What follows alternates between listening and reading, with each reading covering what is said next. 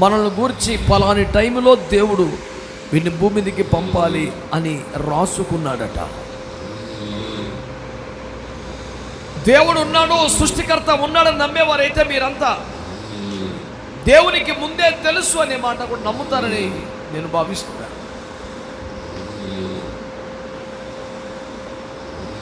తనకొచ్చిన దర్శనాన్ని బట్టి, తనకొచ్చిన కళను బట్టి అయితే బాబే పుడుతున్నాడు అనుకోవడానికి ఒక ఆస్కారం 6వ మాసంలో అబ్బాయి కలిగిందట. కానీ జగములు పూర్వమే పుట్టక మునుపే వారికి ఒక కుమారుణ్ణి ఇవ్వాలి అని దేవుడు నిర్ణయించాడు అనే సంగతి అయితే మనం నమ్ముతాంగా. వాక్యంలో రాయబడింది, నన్ను గురించి వ్రాయబడిన ప్రకారమే పుస్తకపు చుట్టలో దేవుని చేతిలో ఒక గ్రంథం ఉంది. దేవుని చిత్త గ్రంథం అంటారు. దేవుని చిత్త వృత్తి అందులో వ్రాయబడింది. అందులో ఎవరు ఏ కాలములో పుట్టాలో దేవుడు నిర్ణయం చేశాడు.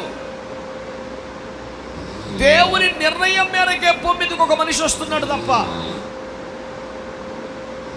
అనూహ్యంగా, కాకతాళీయంగా, కేవలం మానవ సంకల్పం మేరకే ఎవడు భూమి మీదకి రావట్లేదు అని నా మొదటి మాటగా మీ అందరికీ నేను జ్ఞాపకం చేస్తున్నాను.